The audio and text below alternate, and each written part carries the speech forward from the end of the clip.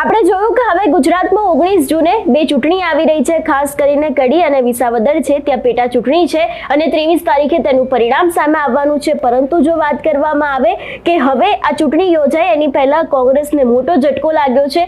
ધારાસભ્ય જિગ્નેશ મેવાણીએ પ્રદેશ નેતાગીરીએ કડી વિધાનસભા માટે સોંપેલી જવાબદારી સ્વીકારવાનો ઇનકાર કરીને કોંગ્રેસને મોટો ઝટકો આપ્યો છે। આપણે જોયું હતું કે કોંગ્રેસના પ્રદેશ પ્રમુખ શક્તિસિંહ ગોહિલ છે તેના દ્વારા કડી અને વિધાનસભા પેટા ચૂંટણી માટે પ્રભારીની જાહેરાત કરવામાં આવી હતી અને બંને વિધાનસભા માટે 4 પ્રભારીની જાહેરાત કરવામાં આવી છે।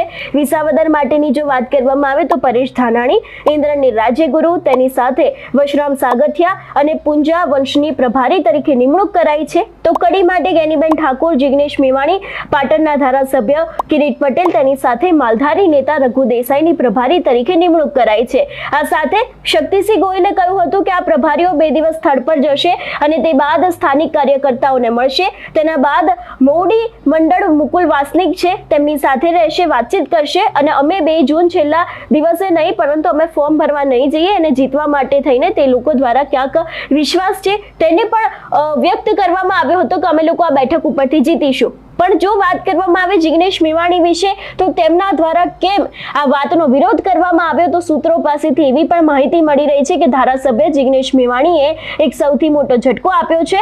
અમરેલીની જે ઘટના સામે આવી હતી એની જ સામે તેમને પક્ષની સામે નારાજગી દર્શાવી છે અને જિગ્નેશ મેવાણીએ નવી જવાબદારી સ્વીકારવાનો ઇનકાર કરી દીધો છે।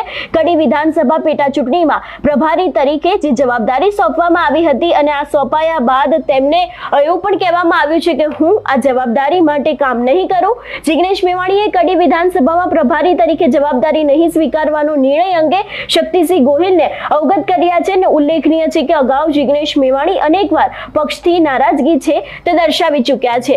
અમરેલીના જો કિસ્સાની વાત કરવામાં આવે તો આપણે છેલ્લા ઘણા સમયથી જોતા આવ્યા છે કે એક દલિત યુવક છે તેની હત્યા કરવામાં આવી હતી એક નાનકડી સામાન્ય બાબતને લઈને અને એ જ બાબતને લઈને જિગ્નેશ મેવાણી છે એમને પોતાની નારાજગી વ્યક્ત કરી છે કોંગ્રેસના સામે, પોતાના પક્ષની સામે, એટલે ખાસ કરીને જે તેમના ઉપર મોટી જવાબદારી સોંપવામાં આવી હતી કડી વિધાનસભાને લઈને એ જ જવાબદારીના અંતર્ગત હવે તેમને એ જે જવાબદારી છે તેને લેવાની ના પાડી દીધી છે અને પક્ષની સામે પોતાની નારાજગી છે એને પણ બતાવી દીધી છે કે હવે હું આ જવાબદારી નહીં સ્વીકારું કારણ કે તેમને પક્ષથી નારાજ છે।